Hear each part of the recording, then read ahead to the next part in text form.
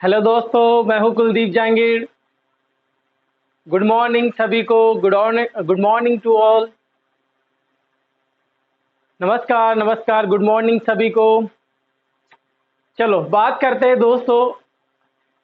हम बात कर रहे थे मनोविज्ञान के बारे में, और मनोविज्ञान में जो है अपन लास्ट इंपॉर्टेंट जो अवस्था के बारे में बात कर रहे थे। पिछली वाली क्लास में अपन ने बात की थी, वो थी किशोर अवस्था के बारे में। जैसा कि आपको टॉपिक नजर आ रहा है दोस्तों, मैंने आज जो क्लास में टॉपिक लिया है, डायरेक्ट अपन क्लास में आते हैं, क्लास के बारे में चर्चा करते हैं।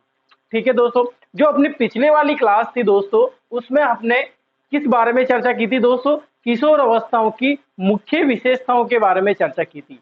आज भी दोस्तों पर इस क्लास में विशेषताओं प्लस परिभाषाओं के बारे में बात करने वाले हैं। ज्यादा परिभाषा नहीं है, कुछ मोस्ट इंपोर्टेंट विशेषताएं रह गई थी जो जान लेना जरूरी है। देखो दोस्तों, क्या होता है कि किशोर अवस्था में मैंने बताया था आपको कि किशोर अवस्था मोस्ट इंपोर्टेंट अवस्थाएं होती है। बहुत सारे क्वेश्चन अलग अलग टाइप से अलग अलग तरीके से पूछे जाते हैं। अनेक एग्जाम हुए जिनमें किशोर अवस्था से विशेषताओं के बारे में क्वेश्चन पूछे गए हैं।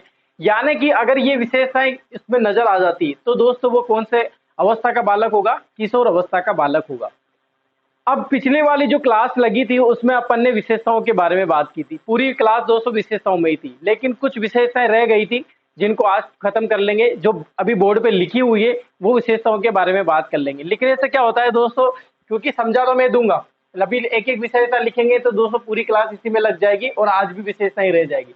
इसीलिए आज की क्लास में विशेषताएं प्लस परिभाषाएं दोनों के बारे में अपन चर्चा करने वाले हैं। ठीक है दोस्तों, चलो एक एक के बारे में बात करते हैं।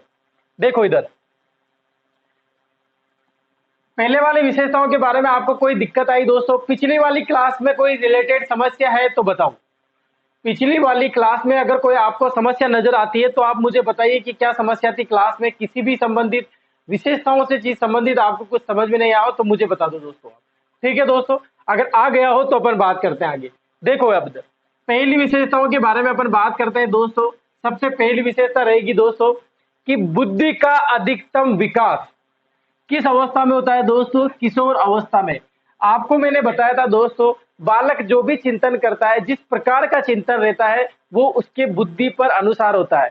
जैसे समाज में जाएगा, जैसा पर्यावरण वो देखेगा, उसके अनुसार उसकी बुद्धि काम करती है। तो वो आपको सारी चीजें मैंने आपको वहां पर समझा दी थी। अब बुद्धि का अधिकतम विकास किस अवस्था में प्राप्त कर लेता है, यानी कि बुद्धि का अधिकतम विकास किस अवस्था में हो जाता है? तो आपका राइट आंसर क्या आना चाहिए दोस्तों? किशोर अवस्था आना चाहिए। इसको ज्यादा डिटेल से समझाने की कोई जरूरत नहीं है दोस्तों। बुद्धि से रिलेटेड अपन चीज आ जाएगी, अभी मैं समझा दूंगा। देखो लास्ट में एक चीज लिखी हुई है, अमूर्त चिंतन का काल। ये क्यों कहा गया है? क्योंकि दोस्तों इसमें अधिकतम बुद्धि का जो विकास हो जाता है वो इसीलिए अमूर्त चिंतन भी करने लग जाता है।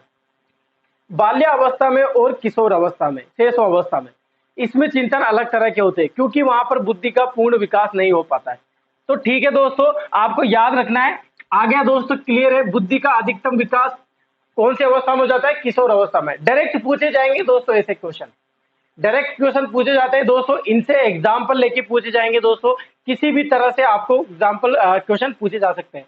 आपको हर प्रकार से विशेषताएं याद होनी चाहिए। क्लियर है? क्लियर है तो आगे बढ़े। ठीक है, देखो ये मैंने आपको पहले ही समझा दिया था, पहले भी आ गई थी दोस्तों ये बात। समाज सेवा व देशभक्ति की भावना, सबसे ज्यादा समाज सेवा और देशभक्ति की भावना किस अवस्था में पाई जाती है? किशोर अवस्था में पाई जाती है। इसको समझाने की जरूरत नहीं है। तीसरी, अपनों से बिछुड़ने का गम।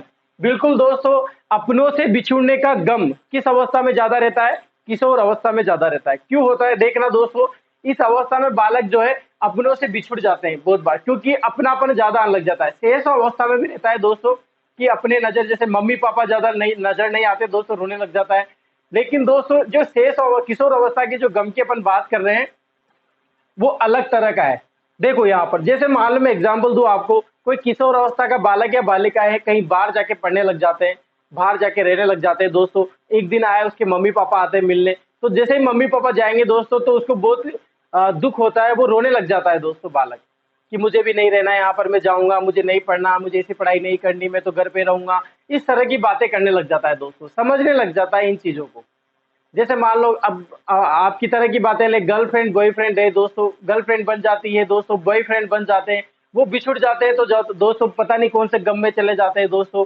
फिर तो कुछ समझ में ही नहीं आता उनको दोस्तों। फिर तो मम्मी पापा को ही लग जाता है कि हो क्या गया, मेरे छोरे पे जादू, कौन सी जादू का कर दिया, कौन सा जादू टोना कर दिया। इस तरह के गम आपको देखने को मिलेंगे। माता पिता से बिछुड़ने का गम रहता है दोस्तों, दादा दादी से बिछुड़ने का, हर चीज से एक लगाव रहता है। किसी भौतिक चीजों से बिछुड़ने का ही गम हो जाता है दोस्तों।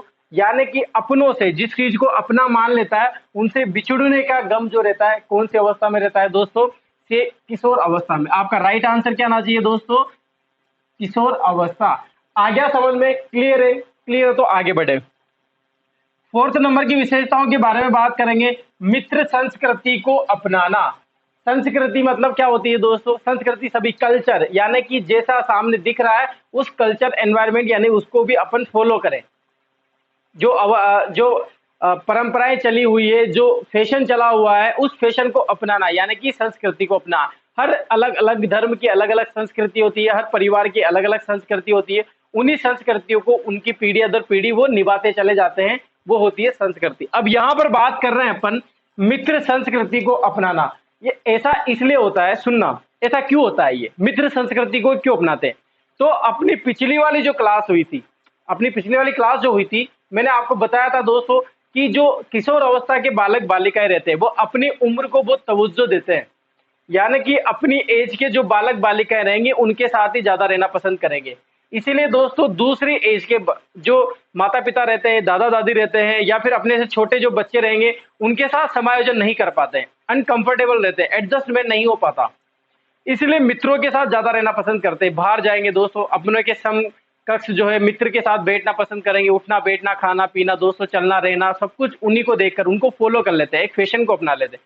तो जैसा मेरा मित्र रहेगा उसी की तरह मैं रहूंगा। जैसे मेरा मित्र शूज लाया तो उससे बोलेगा कहाँ से लेके आया, मुझे भी दिला।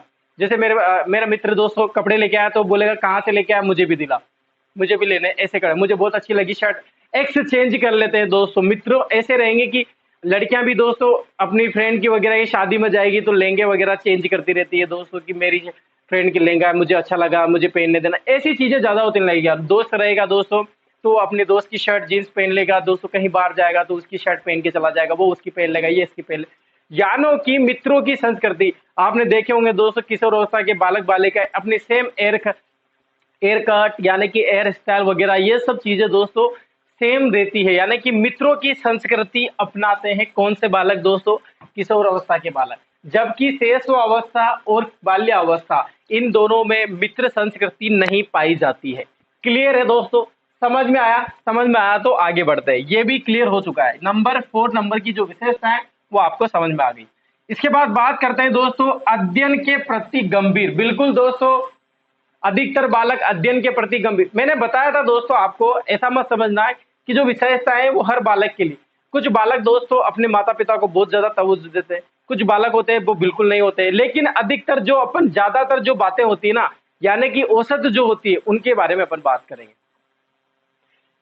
किशोर अवस्था का तूफान काल, संघर्ष काल, समस्या काल ऐसे ही थोड़ी ना बोला गया है। यहाँ पर समझ में ही नहीं आता किशोर अवस्था के बालकों की मुझे करना क्या है, इस चीज में जाऊं या इस चीज में जाऊं, यहाँ पर ध्यान दूं कि वहां पर ध्यान दूं, गर्लफ्रेंड को चुनूं या मेरे दोस्त को चुनूं, कुछ समझ ही नहीं, डिसाइड ही नहीं कर पाता। प्रश्नवाचक चिन्ह लगा रहता है हर एक क्वेश्चन के पीछे।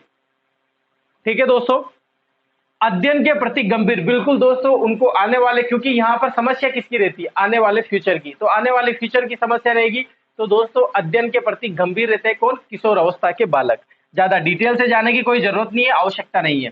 इसके बाद 6 नंबर की विशेषताओं के बारे में अपन बात करेंगे, समस्यात्मक बालक। बिल्कुल समझा चुका हूं दोस्तों मैं आपको, समस्यात्मक बालक क्यों, बार बार समस्या आ जाती है। कैरियर की समस्या होती है, दोस्त की समस्या होती है, गर्लफ्रेंड की समस्या, बॉयफ्रेंड की समस्या, पैसों की समस्या, कपड़ों की समस्या, हर चीज समस्या से जुड़ी हुई है। किशोर अवस्था का बालक दोस्तों हर जगह से समस्या में ही रहता है। वो कंफर्टेबल समायोजन एडजस्टमेंट ही नहीं करेगा दोस्तों, तो उसके सामने समस्या ही समस्या रहेगी। कल्पना में जीता है, बड़े बड़े ख्वाब देखता है, तो दोस्तों समस्या ही लगेगी उसको। अपना घर बेकार लगता है, अपने माता पिता समस्या लगती है उसको बहुत बार। हर जगह समस्या है समस्या, रिश्तेदार समस्या है दोस्तों, कुछ भी हर जगह देखोगे दोस्तों समस्या ही समस्या से घिरा रहता है। तो ये दोस्तों आपको आ जानी चाहिए। अवास्तविकता की आयु, बिल्कुल वास्तविकता में नहीं जीता है, जो है उसमें खुश रहना पसंद नहीं करता, अवास्तविकता जीता है दोस्तों। सामने वाला क्या लेके आया, मेरे दोस्त के पास क्या है, मेरे अंकल के पास क्या है, मेरे चाचा के पास क्या है, उनको देखते अवास्तविकता है, ख्वाबें उड़ते, बड़े बड़े लंबे उछड़ के जिससे ख्वाब देखते लग जाते हैं। मतलब उछाल बहुत बड़ी में रहती है दोस्तों, अवास्तविकता की तरह जीना पसंद करते हैं, वास्तविकता में रहना ही नहीं चाहते। तो ये मैं आपको पहले भी समझा चुका हूं दोस्तों कि ख्वाबों में ज्यादा उड़ते हैं दोस्तों, बड़े बड़े ख्वाब देखते हैं, ये सब चीजें ज्यादा अवास्तविकता की चीजें ज्यादा पसंद करते हैं। आपको आ जानी चाहिए ये ऐसी चीजें, क्योंकि अपन पहले भी इनकी बातें कर चुके, मेरी पिछले वाली क्लास में जाना। अगर दोस्तों अगर आपको क्लास अच्छी लग रही हो ना तो वीडियो को लाइक किया करें, शेयर किया करें। सभी दोस्त वीडियो को लाइक करते हैं ना? जल्दी से बताइए दोस्तों, सभी वीडियो को लाइक करते हैं ना दोस्तों? अभी किशोर अवस्था खत्म हो जाएगी और यूनिट फर्स्ट भी खत्म हो जाएगी 2-3 दिन में। 2-3 दिन रेगुलर क्लासें लगेगी और उसके बाद ये फर्स्ट यूनिट खत्म हो जाएगी। ज्यादा टाइम फर्स्ट यूनिट में लगता है, बाकी जो अदर यूनिट आएगी उसमें ज्यादा टाइम नहीं लगेगा आप, क्योंकि यूनिट फर्स्ट बहुत बड़ी है, बाल विकास पूरा है इसमें। इसके बाद अपन टेस्ट की बात करेंगे। आपको क्लास अच्छी लग रही है ना? ज्यादा से ज्यादा शेयर कीजिए, क्लास को लाइक कीजिए, ज्यादा से ज्यादा ऑनलाइन आने की कोशिश कीजिए। चलो अपन बात कर रहे थे किशोर अवस्था की विशेषताओं के बारे में। दोस्तों पिछले वाली जो क्लास थी, आप हमारे डिस्क्रिप्शन पे जा सकते हैं दोस्तों, लिंक डले हुए हैं यहाँ पर। अगर कोई नया बच्चा है उसको क्लास देखनी हो तो लिंक पे क्लिक कीजिए, क्लिक करते ही दोस्तों आपको पूरी साइकोलॉजी की क्लासें मिल जाएगी, कोई दिक्कत वाली बात नहीं है। आया समझ में दोस्तों? तो ये हुई बात अवास्तविकता की आयु, यानी कि वास्तविकता में जीना पसंद नहीं करते, जो वास्तविकता नजर आती है उनको उनको सही नहीं करते। बहुत से बालक देखे होंगे, बालक बालिकाएं देखे होंगे दोस्तों, अपनी माता पिता गरीब स्थिति रहती है, माता कैसे करके खर्चा चला रही है, पापा कैसे करके मजदूरी करके खर्चा चला रहे हैं, और भाई साहब किशोर अवस्था का बालक जो नखरे देखो उसके, फिर बड़े बड़े मोबाइल ले आएगा, बड़े बड़े ख्वाब देखेगा, गाड़ी लाना पसंद करेगा, मेरे लिए गाड़ी लाओ। अरे बेटा कहाँ से लाओ, पापा मम्मी के पास ही गाड़ी नहीं है, तुमको गाड़ी दिला रहे हैं वो। ऐसे अवास्तविकता है, ख्वाब देखता है, सामने वाले को देख के जीना पसंद करता है। मेरे मित्र के पास गाड़ी आ गई, अरे भाई मित्र के पास गाड़ी आ गई क्योंकि मित्र के पापा के पास पैसा है, लेकिन तुम्हारे पास तो नहीं। तुम के लिए काबिल बनो, आत्मनिर्भर बनो दोस्तों। निर्भरता नहीं है फिर भी आत्मनिर्भर बनने की भावना सामने दर्शाते कि मैं बहुत आपसे ज्यादा सेठ हूं, मेरे पास 50-60 हजार रुपए तनख्वाह आ रही है, मेरे कोई दिक्कत वाली बात नहीं। इस तरह से अवास्तविकता की आयु है, जीना पसंद करते हैं इस तरह से। तो दोस्तों अपन बात कर रहे हैं अवास्तविकता की आयु। क्लियर है दोस्तों? आपको आया समझ में? जैसा भी आप समझे, जिस तरह से अभी आप समझे, जैसा भी आपको समझ में आता है ना उस तरह से मैं आपको समझाने की कोशिश करूंगा। मैंने आपको हमेशा बताया दोस्तों, मनोविज्ञान अपन इस तरह से पढ़ेंगे जो अपन व्यवहार में जीते, जो अपने लाइफ में देखी हो। अपन वो बातें नहीं करेंगे जो आपने देखी नहीं हो, ठीक है? अब बात करते हैं दोस्तों, इधर इधर आना दोस्तों। ये 7 से 8 इधर है, इधर है, देखो इधर। किशोर की वाणियों में करकरता वो भारीपन रहता है, बिल्कुल रहता है दोस्तों। किशोर जब चिल्लाते हैं दोस्तों, गला फाड़ फाड़ के चिल्लाते हैं दोस्तों, बिल्कुल भी मिठास नहीं रहती। जबकि लड़कियों की यानी कि किशोरियों की वाणी में क्या रहती है दोस्तों? कोमलता और मधुरता। तभी तो इनको अच्छी जॉब मिल जाती है दोस्तों, रिसेप्शनी की जॉब मिल जाती है इनको, कहीं होटल में, कहीं कोचिंग में। तो ये काउंटर पे बैठी रहती है और फोन कॉल वगैरह करने का, अगर मान लो लड़कों को बिठा दो दोस्तों वहां पर, तो लड़के बोलेंगे हाँ हेलो, ये गाने के टोन दबाने के लिए 206 दबाए, उधर से रिप्लाई आएगा दोस्तों क्यों दबाए, अरे क्यों दबा रहा तो रख दे फोन, नहीं दबा रहा। जबकि लड़कियां इस तरह से बात नहीं करती, कोमलता से बात करती, मधुरता रहती है उनकी आवाज में, पिघल जाता है सामने वाला और वो क्लिक कर देता है और इधर से 10-20 रुपए बैलेंस कर जाता है। आपने जहां जहां भी मार्केटिंग देखा होगा, जहां जहां पे फाइनेंशियल देखा होगा, वहां पर अधिकतर जो रिसेप्शन में बैठी रहती है वो अधिकतर 99% गर्ल्स ही रहती है। लड़कों को नहीं बिठाया जाता वहां पर, क्योंकि इनके आवाज में मधुरता नहीं है, मिठास नहीं है, भारीपन रहता है दोस्तों। आपने देखा होगा भाई बहन ऐसे लड़ते हैं तो ऐसा बोलेगा दोस्तों, एक ही बार में चुप करा देगा, बेचारी बहन रोने लग जाती है। ऐसा भारीपन और ऐसा करकरता रहती है दोस्तों, किसमें? किशोर अवस्था के बालक बालिकाओं में। आया दोस्तों समझ में? ये क्यों होता है भारीपन और करकरता, क्यों, ये भी सुन लेना। क्योंकि थायराइड ग्रंथि पाई जाती है दोस्तों अपने गले में यहाँ पर, तो वो उसका विकास हो जाता है दोस्तों, अच्छे से विकास कर लेती है। इसीलिए दोस्तों अब इसमें क्या आ जाएगा, लड़कों में भारीपन आ जाता है आवाज में, और लड़कियों में क्या आ जाती है? कोमलता, वो मधुरता आ जाती है, मिठास आ जाती है एक आवाज में, एक वॉइस में, एक लैंग्वेज में। ठीक है दोस्तों, क्लियर है? मोस्ट इंपोर्टेंट विशेषताएं की बात करने वाले हैं। अभी तक की जितने भी विशेषताएं थी उनमें सारी विशेषताएं इंपॉर्टेंट है, लेकिन अब जो विशेषताएं के बारे में बात करूंगा, एक ही बात बोलूंगा, ज्यादा से ज्यादा सुनने की कोशिश करना, क्योंकि ये वर्ड जो है बार बार आता रहता है। अमूर्त चिंतन का काल, याद रखना दोस्तों, हर बार बोल रहा हूं, हर एक अवस्था में बोल रहा हूं कि शेष अवस्था में अतार्किक चिंतन का काल कहलाता है, शेष अवस्था में कौन सा चिंतन करता है बालक? अतार्किक, बिना तर्क के चिंतन करता रहता है, बिना सोचे समझे बातें पूछता रहता है, अतार्किक, कोई मतलब वाली सेंस वाली चीजें पूछता ही नहीं है। जबकि बाल्य अवस्था में, जबकि दोस्तों बाल्य अवस्था में, यहां पर लिख देता हूं मैं, आपको समझ में नहीं आया तो, शेष अवस्था में अतार्किक चिंतन करता है, जबकि बाल्यावस्था में कौन सा करता है? मूर्त चिंतन करता है। अब मूर्त चिंतन, अमूर्त चिंतन, इनको समझना क्या होता है? देखो, अमूर्त चिंतन का काल दोस्तों, पहले इसको समझना। अमूर्त चिंतन याद कैसे रखना है? अमूर्त, अमूर्त यानी कि अप्रत्यक्ष द्वारा चिंतन किया गया, अप्रत्यक्ष रूप से, अप्रत्यक्ष रूप से चिंतन दोस्तों। अरे सब सुन रहे हो ना? सभी को दोस्तों गुड मॉर्निंग, जो नए बच्चे हैं उनको भी गुड मॉर्निंग दोस्तों। ध्यान लगाना दोस्तों, आने वाली जो बात है वो इंपॉर्टेंट है, सुनना आराम से, नाश्ता करके बैठा करो दोस्तों। सुबह सुबह जूस पी लिया करो दोस्तों, अनार का जूस पी लिया करो, बहुत ही ज्यादा लाभदायक रहता है दोस्तों, अनार का जूस लाभदायक रहता है। इसके बाद आप एप्पल का जूस पी लिया करें। और अपने सस्ते की बात करें दोस्तों, अगर कोई आप इनको नहीं ले पाते दोस्तों, ये ज्यादा महंगा नजर आता है, तो आपको दोस्तों केले वगैरह नाश्ता कर सकते हो, पपीता ले सकते हो, बहुत ही अच्छी चीजें रहती है दोस्तों। ये केला सबसे बेस्ट रहता है दोस्तों, मैं आपको बताऊं क्यों रहता है, कि सबसे सस्ता आता है। सब कुछ उलट पुलट हो जाएगी पृथ्वी, लेकिन ये 30 रुपए किलो से आगे नहीं जाएंगे। तो दोस्तों एक केला बहुत एनर्जी दे देता है। आप 1 किलो ये अनार खा लो और एक केला खा लो, बहुत एनर्जी दिन भर निकाल सकते हो 2 केले से भी। तो दोस्तों ऐसे हैबिट बनाया करो, फल फ्रूट की तरफ ज्यादा ध्यान दिया करें सुबह सुबह के टाइम, ठीक है दोस्तों। और बार बार पानी पिया करें, बार बार पानी पीते।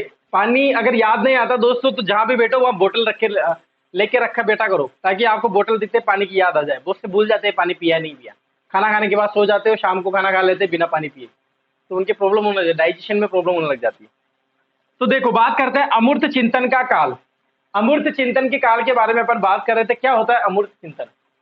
एक वर्ड बोला, अमूर्त, अप्रत्यक्ष, अप्रत्यक्ष रूप से किया गया चिंतन, यानी कि अप्रत्यक्ष। सामने मान लो अगर कोई चीज है भी नहीं, आपको बोले दोस्तों कि साइकिल की चेन उतर गई है दोस्तों, अब इसको कैसे ठीक करना है, तो बालक चिंतन करेगा साइकिल को देख के। तो वो चिंतन कौन सा कहलाएगा दोस्तों? मूर्त चिंतन, क्योंकि उसके सामने प्रत्यक्ष रूप में चीज नजर आ रही है, तो उसके बारे में वो चिंतन कर सकता है। जबकि अमूर्त चिंतन वो होता है जिसमें काल्पनिक चीजें भावना आ जाती है। जब किशोर अवस्था में चिंतन करने लग जाता है, काल्पनिक रूप से सोचने लग जाता है, दीवा स्वप्न सोचने लग जाता है, तो दोस्तों उसमें अमूर्त चिंतन ही तो पाया जाएगा। यानी कि जो चीज सामने नहीं है ना, चीज को अपन साइकोलॉजी में क्या बोलेंगे यहाँ पर? उद्दीपक, यानी कि उद्दीपक की अनुपस्थिति में भी किया गया चिंतन। समझ में आया कि नहीं आया? एक बार फिर से बोलूं, उद्दीपक की अनुपस्थिति में किया गया चिंतन कौन सा चिंतन कहलाता है दोस्तों? अमूर्त चिंतन, यानी कि अप्रत्यक्ष रूप से कोई वस्तु सामने नहीं है। जैसे मान लो दोस्तों उसको चिंतन करना है, गांधी जी का नाम ले लिया दोस्तों, तो गांधी जी मान लो बाल्यावस्था में मूर्त चिंतन करना है दोस्तों। अगर उसके सामने गांधी जी का फोटो भी नजर नहीं आया, गांधी जी के बारे में 2 शब्द बोलिए दोस्तों, सोच के बताएगा। बाल्यावस्था का बालक ऐसे नहीं कर पाएगा, उसको पहले पढ़ाना पड़ेगा, गांधी जी को दिखाना पड़ेगा, गांधी जी की बातें बोलनी पड़ेगी। जबकि किशोर अवस्था के बालक को दोस्तों सोच के, विचार करके, चिंतन करके दोस्तों वो बोल सकता है ऐसे। यानी कि उद्दीपक सामने नहीं है, कोई भी चीज सामने नहीं है, कोई भी वस्तु सामने नहीं है, फिर भी वो इस तरह का चिंतन कर लेता है उसके बारे में। तो वो कौन सा चिंतन कहलाएगा दोस्तों? अमूर्त चिंतन कहलाएगा। अमूर्त यानी अप्रत्यक्ष चीज है, फिर भी वो चिंतन कर रहा है। प्रत्यक्ष चीज, सामने जो चीज दिख रही है, जो चीज क्या हो रही है? दिख रही है, सामने नजर आ रही है, और उसके बारे में आपको चिंतन करना है। कौन सा चिंतन कहलाएगा? बाल्यावस्था का चिंतन, यानी कि मूर्त चिंतन। जबकि जो चीज सामने नहीं है, दिख नहीं रही है, सामने है भी नहीं, नजर नहीं आ रही है, छू नहीं सकते, और उसके बारे में चिंतन करना है, तो वो कौन सा चिंतन कहलाएगा? अमूर्त चिंतन कहलाता है। क्लास आई कि नहीं आई समझ में? विशेषता आई कि नहीं आई समझ में? क्लियर है दोस्तों? सारी चीजें समझ में आ रही कि नहीं आ रही? अगर आपको विशेषताओं संबंधित कोई प्रॉब्लम हो, कोई डाउट हो, कोई चीज क्लियर नहीं हो पा रही है, तो आप मुझे अभी कमेंट बॉक्स में लिख सकते हैं। लाइव चैट दोस्तों मैं ऑनलाइन आता हूं, उसमें आपके रिप्लाई जरूर करूंगा। ठीक है दोस्तों, अगर आ गई हो समझ में तो इसका स्क्रीनशॉट ले लीजिए। फिर आगे विशेषताओं के, अब आगे बात करते हैं परिभाषाओं की तरफ। एक एक परिभाषा याद करेंगे, उनके बारे में चर्चा करते हैं। पहले आप इसका स्क्रीनशॉट ले लीजिए।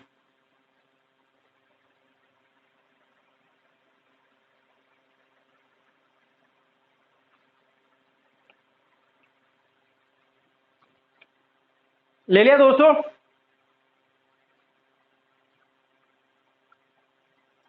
मिटा दूं क्या? लिख लो। मिटा दूं? चलो, लो खत्म होगी विशेषताएं।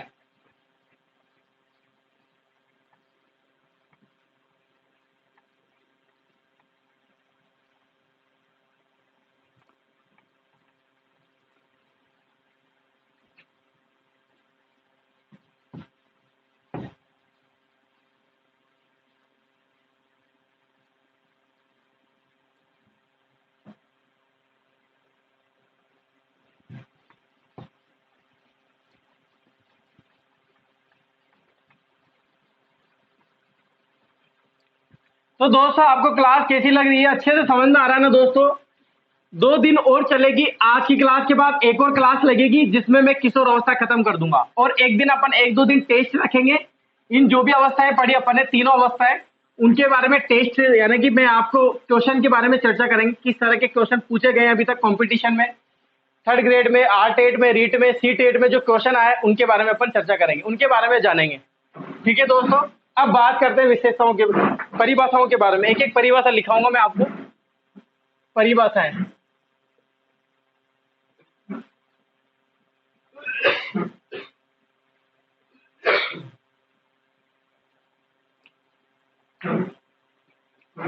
देखो इधर दोस्तों, सबसे पहले बड़ी परिभाषा की बात करते हैं दोस्तों। मोस्ट इंपोर्टेंट मनोवैज्ञानिक जो नाम है उनका क्रो एंड क्रो।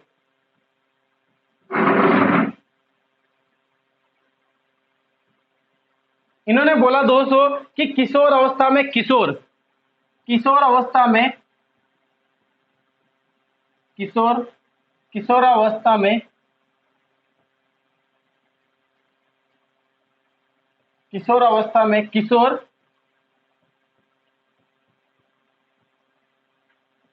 स्वयं को वयस्क तथा वयस्क इनको बच्चे समझते हैं।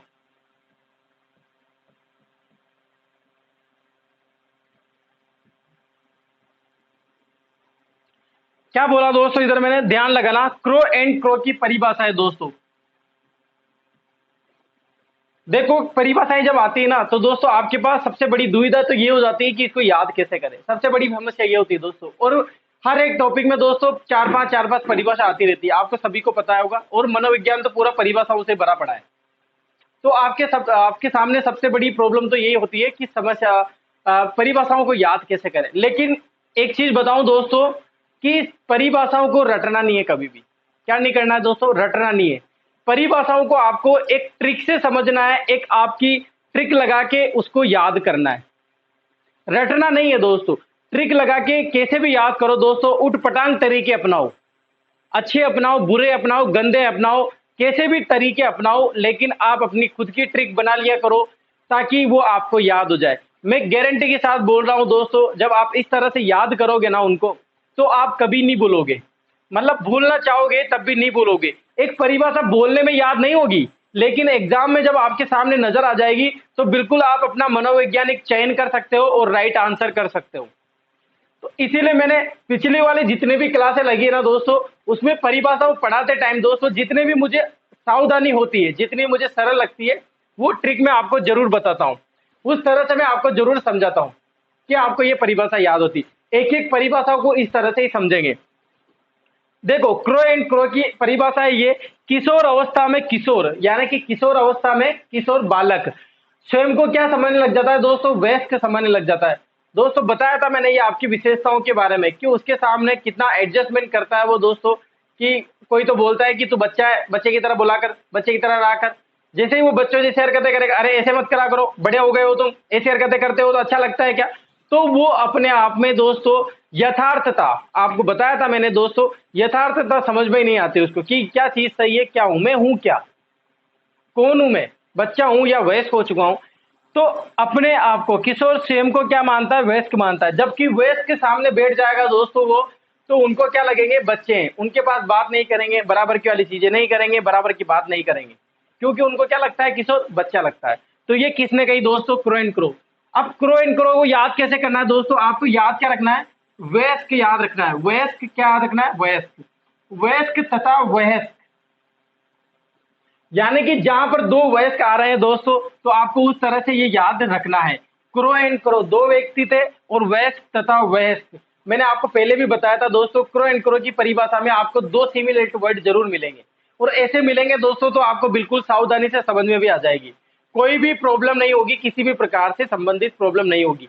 ठीक है दोस्तों, अब आप इसका स्क्रीनशॉट ले लीजिए, फिर दूसरी परिभाषाओं की बात करेंगे।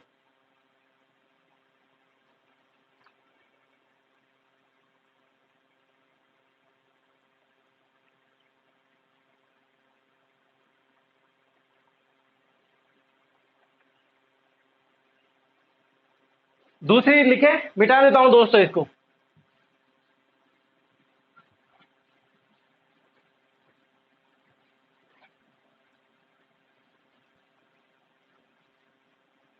अब देखो, एक और परिभाषा है जिसके बारे में अपन चर्चा करते हैं। देखो, दो परिभाषाएं लिखूंगा दोस्तों, दो परिभाषाएं, एक जैसी परिभाषा रहेगी, एक ही मनोवैज्ञानिक है, दोनों को याद करना है।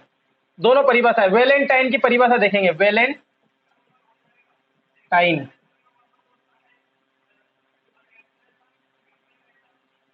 दो परिभाषा लिखी थी इन्होंने दोस्तों, कि व्यक्तिगत, व्यक्तिगत और घनिष्ठ मित्रता,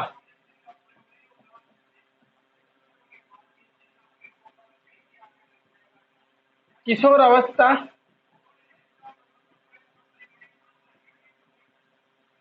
की विशेषता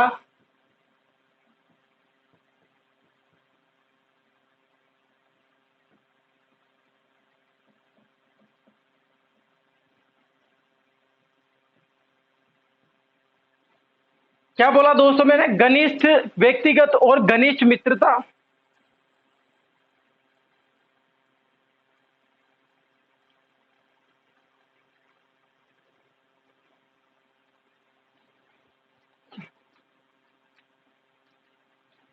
व्यक्तिगत और घनिष्ठ मित्रता, यहां पे दो वर्ड आ रहे हैं, व्यक्तिगत और घनिष्ठ मित्रता।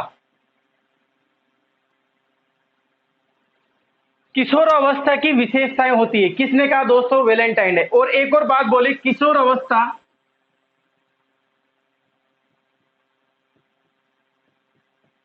किशोरावस्था,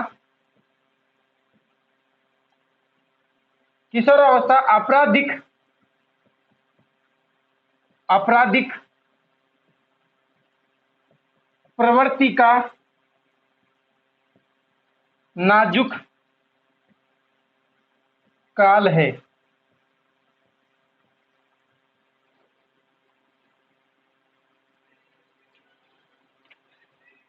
देखो इधर, एक भाई साहब महोदय हैं जिनका नाम है वेलेंटाइन।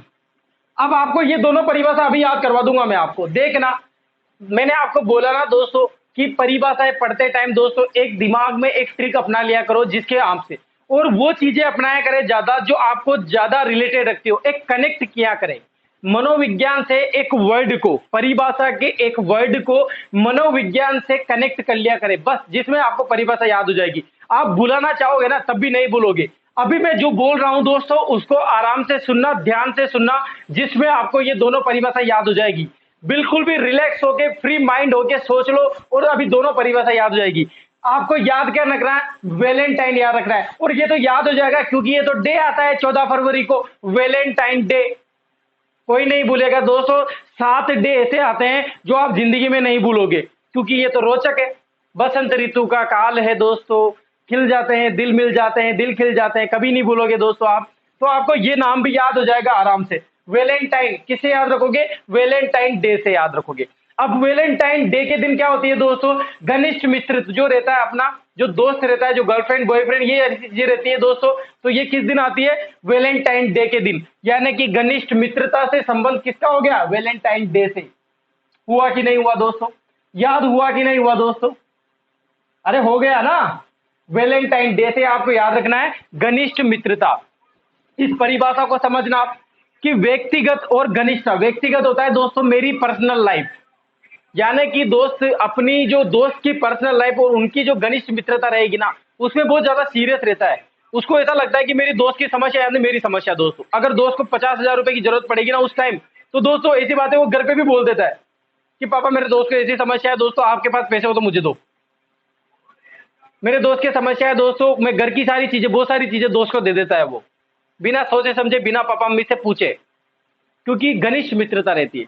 मित्रता बहुत तरह की होती है दोस्तों, अलग अलग अवस्थाओं में अलग अलग मित्रता पाई जाती है। अपन शेष अवस्था की बात करें, शेष अवस्था में मित्रता होती है, लेकिन कुछ क्षणिक मित्रता होती है, कुछ क्षण की। जैसे कहीं दोस्त बालक है, अपनी मम्मी की गोद में बैठा है, कोई दूसरा बालक है वो भी उसकी मम्मी की गोद में बैठा है, वो दोनों देखा, दोनों दोस्त के हंसने लग गए, और दोनों को उतार दिया, नीचे बैठ गए, खेलने लग गए, वो मित्र बन गए।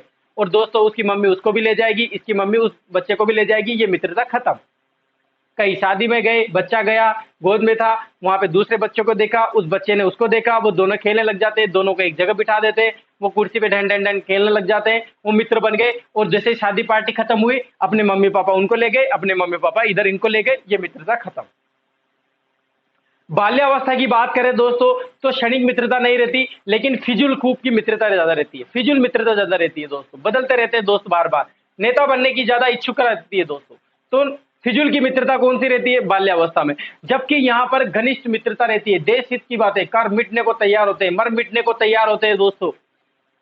100 किलोमीटर की गाड़ी की जरूरत पड़ेगी तो दोस्तों 200 किलोमीटर तक गाड़ी ले जाएगा अपने पापा मम्मी की, बिना पूछे दोस्तों। घनिष्ठ मित्रता रहती है। कहीं पर भी जाना हो दोस्तों, कहीं भी रात को 12 बजे जरूरत पड़ जाती है दोस्तों दोस्त की, तो आ जाएगा दोस्तों, रेडी होता है, बिल्कुल तैयार बैठा रहता है, किशोर अवस्था का बालक। घनिष्ठ मित्रता, व्यक्तिगत, अब उसकी प्रॉब्लम मेरी प्रॉब्लम है, तेरी समस्या मेरी समस्या है, ऐसी चीजें, ऐसी भावना लेके जीता है कौन? किशोर अवस्था का बालक। आया कि नहीं आया दोस्तों समझ में? क्लियर है कि नहीं है? क्लियर है तो आगे बढ़े। तो याद हुआ दोस्तों आपको, वैलेंटाइन से आपको याद रखना है घनिष्ठ मित्रता, वैलेंटाइन डे। डे कौन सा होता है? मित्र का। तो मित्रता से याद रखना है घनिष्ठ मित्रता, वैलेंटाइन। अब इस समस्या क्या होगी? मित्रता बढ़ेंगे, मित्र बनेंगे, ज्यादा मित्र हो जाए, घनिष्ठ मित्रता होगी। मान लो उस दोस्त ने, दूसरी वाली गैंगरेप के दोस्त ने किसी इसके दोस्त से कुछ बोल दिया, तो दोस्तों क्या हो जाएंगे? लड़ाई करने लग जाएंगे। लड़ाई करते, मित्रता में ज्यादा लड़ाई भी होती है, घनिष्ठ मित्रता जहां ज्यादा होती है ना, वहां पे लड़ाई दंगे ज्यादा होते हैं, मर मिटने को तैयार ज्यादा होते हैं। तो दोस्तों क्या हो जाएगी उनमें? आपराधिक प्रवृत्ति। और नाजुक का मतलब दोस्तों, अपराध को समझते नहीं है, जानते नहीं कि इसका परिणाम क्या होगा, इसलिए नाजुक है, तैयार बैठे रहते हैं दोस्तों बिल्कुल लड़ाई करने के लिए। तो दोस्तों घनिष्ठ मित्रता के साथ आपराधिक जुड़ा होता है, तो ये किसने कही थी दोस्तों? किसने कही थी? वैलेंटाइन ने। याद हुई कि नहीं हुई परिभाषाएं हैं? आप तो ये बताओ बस। अगर याद हुई हो तो स्क्रीनशॉट ले लीजिए, फिर नेक्स्ट परिभाषा के अपन बात करते हैं। ठीक है दोस्तों, क्लियर है? आगे बढ़े, पहले स्क्रीनशॉट ले लो अब इसका आप।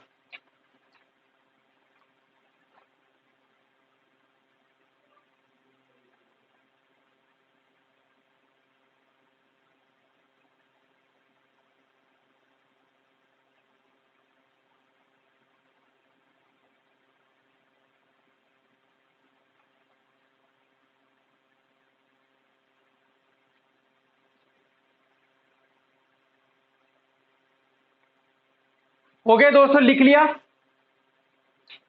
लिख लिया हो तो दोस्तों आगे बढ़े। चलो मिटा दो दोस्तों इसको, हेलो मिटा देते हैं। अब एक और परिभाषाएं बात करते हैं। किसकी परिभाषा? रोज की परिभाषाओं के बारे में बात करते हैं।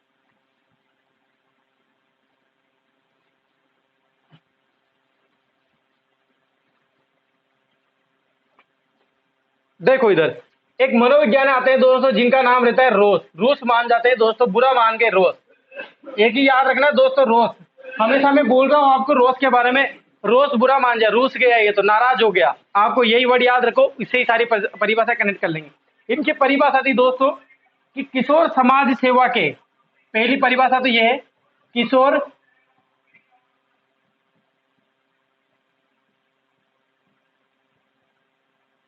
समाज सेवा के, किशोर समाज सेवा के आदर्शों का निर्माण, आदर्शों का निर्माण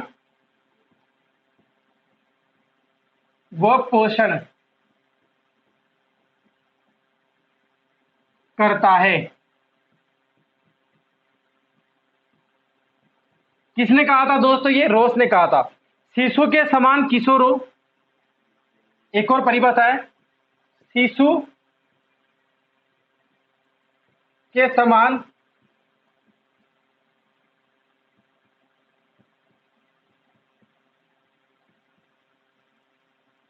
शिशु के समान किशोरों को वातावरण में शिशु के समान किशोरों को वातावरण में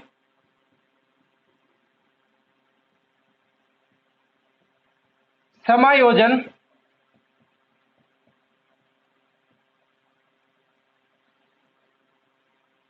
करने का कार्य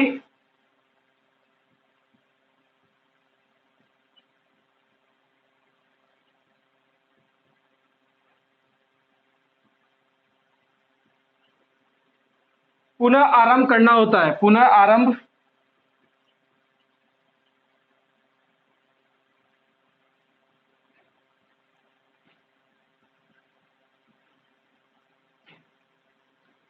देखो दोस्तों, क्या होता है कि ये लंबा लिखना रहता है दोस्तों परिभाषाओं को। अब जैसा एज इट इज जो लिखा रहता है वही परिभाषा आपको लिखनी रहती है, तो कुछ वर्ड देखने पड़ जाते हैं। कनेक्ट याद, ऐसी परिभाषा याद जल्दी हो जाती है। कैसे याद हो जाती है वो ट्रिक है। लेकिन मैंने आपको बोला ना दोस्तों, आप अपनी ट्रिक अपना लोगे तो बिल्कुल वो परिभाषा आपको याद तो नहीं होगी, लेकिन दोस्तों मैं गारंटी के साथ कह सकता हूं कि वो परिभाषा एग्जाम में आ जाएगी। तो आप बिल्कुल, अगर आपसे कोई परिभाषा बोल देगा, आपसे लिखी मिल जाएगी, तो आप डायरेक्ट बोल सकते हैं कि ये परिभाषा इसने कही थी। क्योंकि आपको एक वर्ड ध्यान रखना है, परिभाषा याद नहीं करनी है। परिभाषाएं बिल्कुल भी याद नहीं करनी है, रटनी नहीं है। रटना क्या होता है? शिशु के समान किशोरों के वातावरण में समायोजन करने का कार्य पुनः आरंभ करना होता है। इसको बार बार बोलना, रटना होता है दोस्तों। अब यहां पर आपको क्या करना है, एक चीज को कनेक्ट करना है, और वो चीज अपन को किससे कनेक्ट करनी है? मनोवैज्ञानिक से कनेक्ट करनी है। देखना, रोज ने बोलता है, रोज भाई साहब बोलते हैं, एक तो ये बोलते हैं और एक इधर ये दो बातें बोलते हैं। इन्होंने बोला किशोर समाज सेवा, किशोर समाज सेवा वो आदर्शों का निर्माण वो पोषण करता है, करना चाहता है दोस्तों। किशोर अवस्था का बालक बाहर ज्यादा रहता है, समाज सेवा ज्यादा करना चाहता है, नेतागिरी ज्यादा करना चाहता है दोस्तों, रैलियों में भाग लेना चाहता है, और जब इसको घर वाले टोकेंगे तो बुरा मान जाता है। देखा होगा आपने दोस्तों, बहुत बार पापा मम्मी जो है वो मना करते हैं कि नहीं जाएगा तो कॉलेज की रैली में, नहीं जाएगा तू वहां पर, वो लड़ाई हो रही, जल्दी अंदर आ जाओ, तू नहीं रहेगा वहां पर, बाढ़ खरा मत रहा कर, अंदर आ जा। तो दोस्तों वो क्या मान जाता है? बुरा मान जाता है, रूस जाता है दोस्त। जब समाज सेवा वो आदर्शों का निर्माण वो पोषण नहीं कर पाता है तो वो क्या मान जाता है दोस्तों? बुरा मान जाता है, रोष मान जाता है किस चीज का? जो उसकी इच्छा रहती है। तो आया समझ में आपको? याद हुई कि नहीं हुई परिभाषा, आप तो ये बताइए। इसको ध्यान मत दो इधर। आपको मैं रोज बोलूं, आपको मैं बोलूंगा समाज सेवा वो आदर्शों का निर्माण वो पोषण करता है, आपको याद क्या रखना है? नहीं कर पाता था वो, शायद नहीं कर पाता तो बुरा मान गया, बुरा मान गया तो रोष आ गया उसको, और रोष आ गया तो रोष ने क्या बोला? ये लाइन बोल दी। याद हुई कि नहीं हो दोस्तों? याद होनी चाहिए परिभाषाएं। बहुत ही आसान तरीके से आपके सामने परिभाषाएं लाने की कोशिश करता हूं, जल्दी से जल्दी। दूसरी परिभाषाएं देखते हैं आप। दूसरी परिभाषा, शिशु के समान, यानी कि किशोर अवस्था के का जो बालक है वो शेष अवस्था के बालक के समान वातावरण में समायोजन करने का पुनः आरंभ करना होता है। यानी कि समायोजन मतलब दोस्तों क्या बताया था? समायोजन नहीं कर पाता है किशोर अवस्था का बालक, लेकिन करना पड़ेगा। शेष अवस्था का बालक भी ऐसे रहता है दोस्तों, जो बालक खेलता है वो अपने सम उम्र के साथ ही खेलता रहता है। इसीलिए सीखने का आदर्श काल कौन सा है? शेष अवस्था। जबकि अगर आपसे ये पूछ लेता है कि आदर्श काल कौन सा है, तो आपका आंसर आना चाहिए किशोर अवस्था। सीखने की चीजें दोस्तों कंप्लीट हुई थी शेष अवस्था में, उसका अपोजिट होता है, पुनरावृत्ति हो जाती है कौन सी अवस्था में? किशोर अवस्था में। क्योंकि वहां पर जितने भी संवेग थे दोस्तों वो तीव्र गति से बढ़ रहे थे, और यहां पर भी क्या हो जाएगा? तीव्र गति से। जबकि बाल्यावस्था हर चीज को मंद कर देती है, इसलिए पुनरावृत्ति का काल होता है दोस्तों कौन कौन होता है? किशोर अवस्था। और ये परिभाषा आगे आएगी जब अपन बात करेंगे इनके बारे में। तो आपको पहली परिभाषा याद हुई कि नहीं हुई? जल्दी से बताइए मुझे कि हाँ सर याद हो गई है, कंप्लीट याद हो गई है। अब दूसरी परिभाषा कैसे याद करनी है? शिशु के समान किशोरों को वातावरण में समायोजन करने का पुनः आरंभ करना होता है। लेकिन वो समायोजन कहां कर पाता? नहीं कर पाता है समायोजन। किसी के साथ समायोजन नहीं कर पाता, एडजस्टमेंट, मैनेजमेंट वगैरह सब कुछ कुछ भी नहीं कर पाता दोस्तों। नहीं कर पाएगा तो क्या हो जाएगा, बुरा लगेगा उसको। जब मम्मी पापा समायोजन करने के लिए बोलेंगे तो बुरा लग जाएगा, क्या आ जाएगा, रोष आ जाएगा। आया कि नहीं आया समझ में दोस्तों? समायोजन नहीं कर पाता है दोस्तों, करना पड़ेगा, आराम हो जाता है दोस्तों। नहीं कर पाता तो क्या हो जाएगा, रोष आ जाएगा। रोष आते ही आपको याद क्या रखना है, समायोजन नहीं कर पाता यानी कि रोष। रोष की परिभाषा समाज सेवा पोषण कार्य नहीं कर पाता, रोष मान जाएगा। समायोजन नहीं कर पाता, रोष मान जाएगा। परिभाषा याद हुई कि नहीं हुई दोस्तों? क्लियर है? याद हो गए हो तो लिख लो इनको। फिर एक परिभाषा है और है, उनके बारे में अपन बात करते हैं।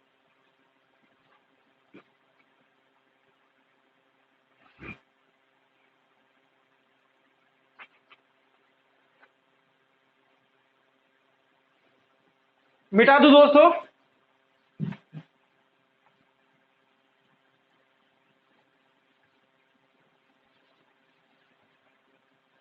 देखो इधर एक बात, एक परिभाषा है जोन्स की।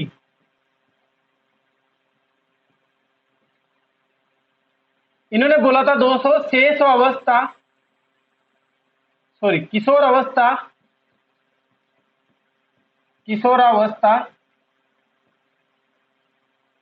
बहुत प्रॉब्लम कर रहा है।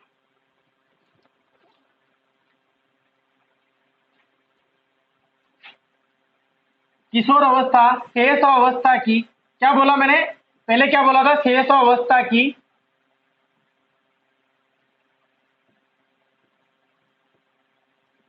पुनरावृत्ति है, ये बोला था मैंने। ठीक है दोस्तों, तो ये परिभाषा किसकी है दोस्तों, जोन्स की है।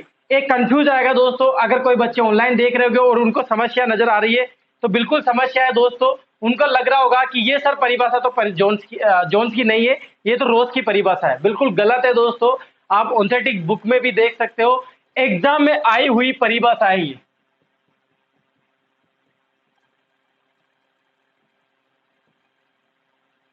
बहुत से बच्चे कॉलसनिक का नाम ले रहे होंगे लेकिन वो भी गलत है दोस्तों। याद रखना, एग्जाम में आई हुई परिभाषा है, एग्जाम में आई हुई परिभाषा है। तो दोस्तों उन्होंने राइट आंसर क्या माना था, जोन्स माना था। ये मनोविज्ञान है दोस्तों। यहाँ पर अलग अलग तरह के आपको अलग अलग आंसर मिलेंगे।